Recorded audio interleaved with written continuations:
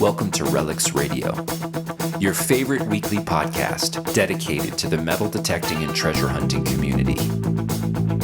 Here are your hosts, Ken from Adventures in Dirt and Tony from 5280 Adventures.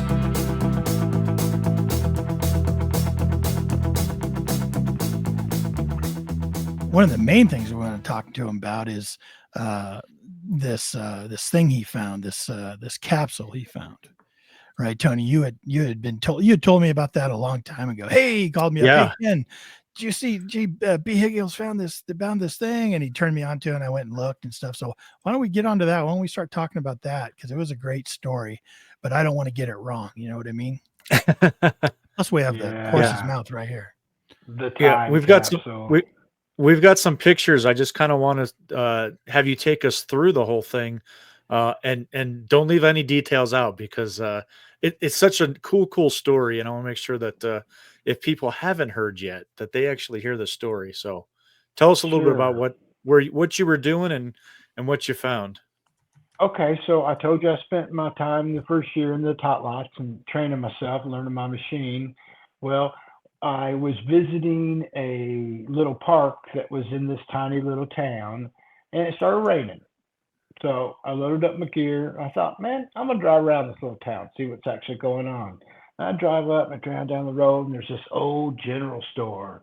Still got the old sign, still got the old front porch. I'm like, ooh, man, that place looks really, really cool. And I drive down a little bit further, and there's the local church. And I'm like, yeah, this place looks cool. There's a little small building beside it. Looks like it was like the old church before they built the bigger, better church. And then pulling down the road, and there is the 1925 grade school. I mean, it's this old, dilapidated school. Yep, there it is. Built in 1925, closed in 1972, and it's for sale. And there's a for sale sign, and there's a phone number on the for sale sign. So I'm like, opportunity. Hello. Standing in front of your school, it's absolutely incredible. This place looks amazing. I'm a treasure hunter. I really, really, really love it. Would even let me dig here. And she said, yeah, go right ahead. And I started digging. And my first target was a big old grape shot, about that big. Like, oh, wow, this is going to be really cool. My next target's the Scotty dog from the Monopoly game. I'm like, oh, wow, this is freaking awesome. Then the next target's like an old pocket knife. I'm in the front yard, haven't even started, you know. And so this place, I knew something super, super cool was going to happen. I could feel it. I mean, you can see how peaceful it is out there. There's a church across the street. Yeah. There's a school. Nobody's out here. There's no noise. There's no traffic. There's no dogs. I mean, I feel as close to God as I can be when I'm out here at this location. Wow. So it's January 9th, 2022. I'm eating breakfast, having my coffee. It's about 8 degrees outside, wind whipping at about 15, 20 mile an hour. Looked at the wife. I said, I'm going to head back out to the school today. Yeah, something's calling me out there. I got to go. Well, if you go back to the picture with the time capsule, you can see I got about 14 shirts on. I mean, I'm wrapped up like a look, I got a underarm, then a long swish sleeve, and then a big old fluffy. I mean, it was cold. So I get the super sketchy signal, right? 26, 30, 32, 28, 32. I'm like, wow, this sounds cool. Punch my plug, boom, turn it up out. Nope, still nothing, still down there. Okay, and just keep digging, boom. I see the side of the glass. I'm like, oh, okay, a mason jar, cool. Start clearing it out. Before I even get it up out of the hole, I see the letter in the jar. I'm like, oh, secret message in the jar. Yes, message in a bottle. Totally right. Cool. Pull that thing out, boom, holding that thing. I'm like, wow, old mason jar, still got the ceramic in it, got this beautiful little piece of paper in there. No clue. I couldn't get it open there. So I took it home, cleaned it up, took the letter out, the letter soaking wet. So I'm thinking I better unfold this now while it's wet, because when it dries, I'm not going to be able to do that. That's So it. I unfolded the letter and put it on the towel and just let that thing dry out. So immediately I call the landowner, Faith. I'm like, Faith, you will not believe what I found today. I found What? a time capsule. I said, it's got you can't really see it, but it says 1950 up there at the very top. It says the graduating class of Class of 1950. 1950. Yeah. Wow. And the principal's name is Mr. William Parker. And Mr. William is well known in this town. I mean, this is an itty bitty little town. Everybody knows each other. And so I told Faith, I said, you're not going to believe this. I found a time capsule. It's got names on it. So I took a picture and sent it to her. Well, she's like, man, that looks cool. I'm going to start researching those names and see if there's any survivors. I'm like, yeah, Wow. that sounds like an awesome idea. Go That'd be for it. amazing. So she starts going through the list. There's a couple names way up to the top that we couldn't still figure out. Yeah. But she went through the list, and there she is, Linda Yearby. She's one of the only survivors. There were two that are on the list that were still surviving. And so Linda Yearby, still surviving. Let's see if we can contact Linda and see if she remembers burying the time capsule, because how awesome would that be, right? So doing our homework, Facebooking this, that, we worked, finally find Linda. We get a hold of some of her family. They don't think we're real, the whole same kind of thing. This is wacky. Why are you contacting me on Facebook saying you found some weird letter in a jar? And finally we get a hold of Linda, and we start talking, and Linda starts telling the story about, yes, that is her. They did bury that time capsule. That is the graduating class of 1950. Super, super stoked to find her and to put her back, seeing this history that they put there. Well, it turns out Linda has an amazing story of her own. Linda is like one of the very first women's professional basketball players. Oh my goodness. She's Indiana What? basketball's a big deal back in the day. Even still today, big, huge deal. And so she always wanted to play basketball. She tried to get on the boys' team. They wouldn't let her, and all because this is a long time ago. She's 84 now. Look how sweet she is. She looks so sweet. She's so honored to be able to put this thing, back in her hands.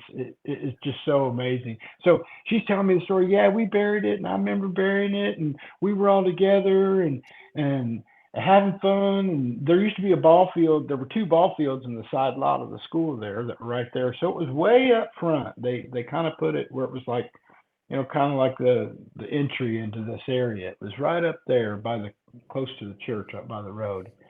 And so Faith, the landowner, she says, your story's so incredible. First professional women as basketball players. And Linda goes on to coach a team and plays with the Harlem Globetrotters, tours with them for a while, and the Texas Cowgirls. And so, yeah, has this super, super cool history. So Faith, that's Faith, me, and Linda. And that's at the inauguration for her Basketball Hall of Fame. Faith got her inducted into the Evansville Basketball Hall of Fame and the Indiana Basketball Hall of Fame. And Faith is still working on getting her into the WNBA Hall of Fame. Wow. And I think it would be very deserving. And so I got to meet Linda, and we talked, and we all shared photos, and all having fun with all this history. And then she flew down and came to the award ceremony, and we all got together and just had a whole bunch of fun. And then we were all done.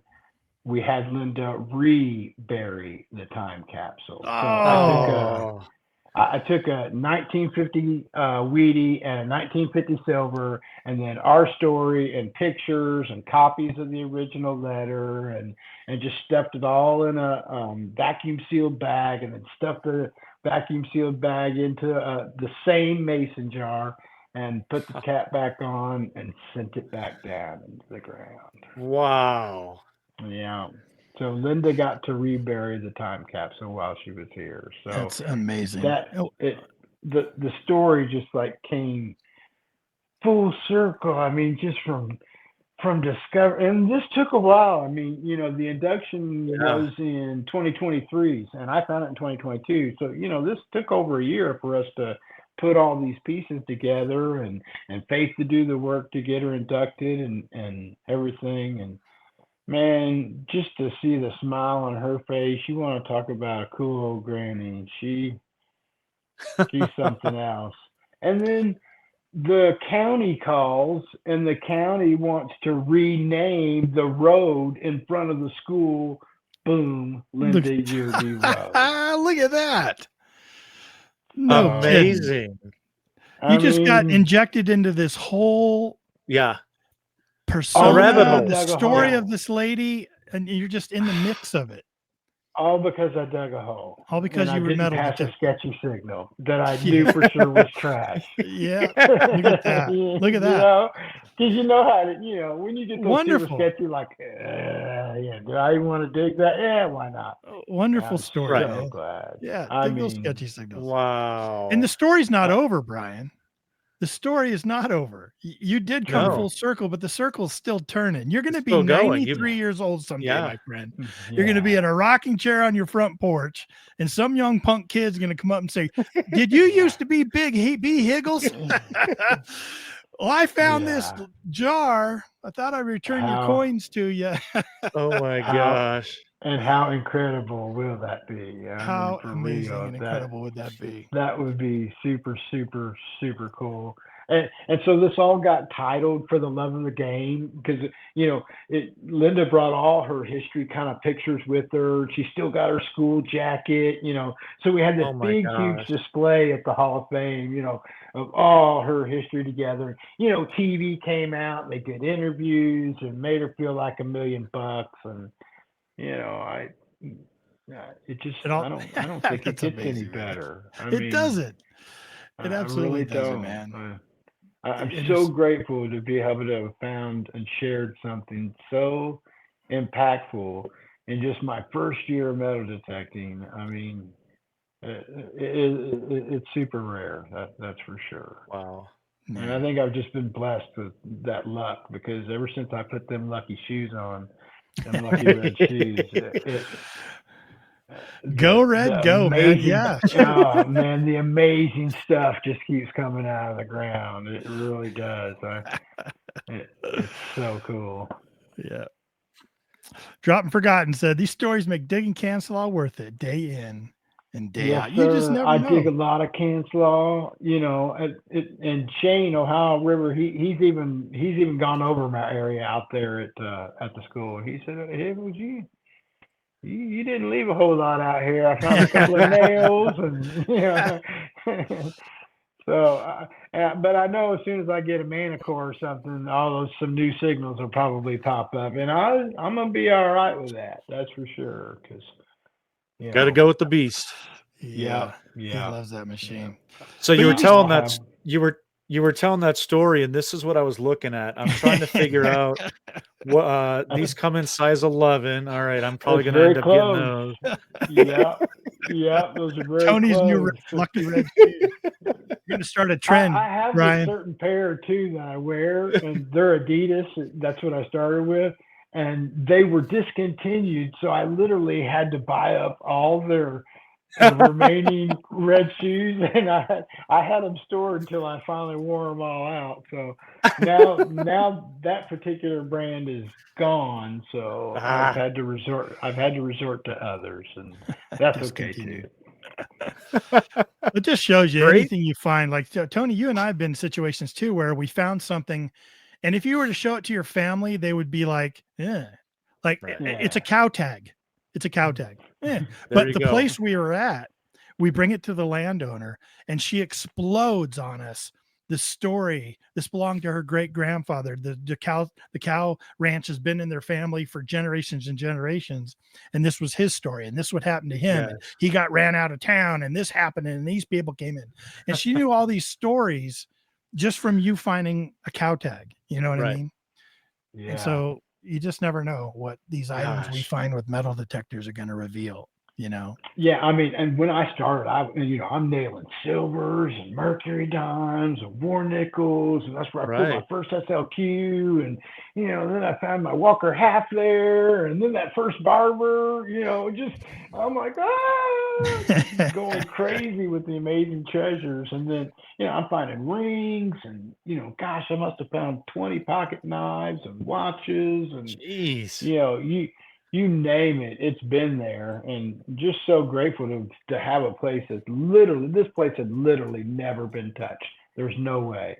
And Wow. I bet out of all the coins there, I bet I only dug 100 clad coins. Everything else has been weedy Was and old. older. Yeah. Jeez. Yeah. Wow. Yeah.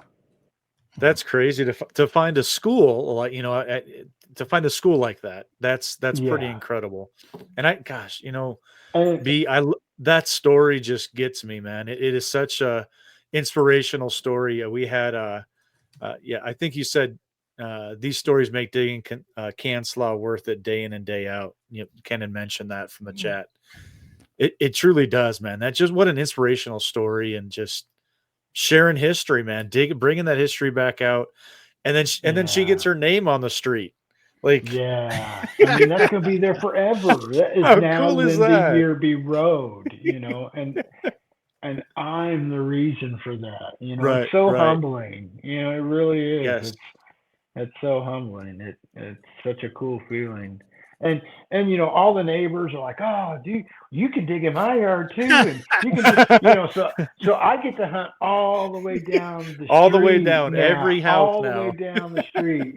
I haven't got the general store yet, but I'm still working on that too. Nobody lives there. It's so I had to figure out who the landowner was, and then they sold it, and it switched Right. again, and but I somebody knows somebody that knows somebody for sure. Man, That's that general store is going to be just loaded pancaked tokens.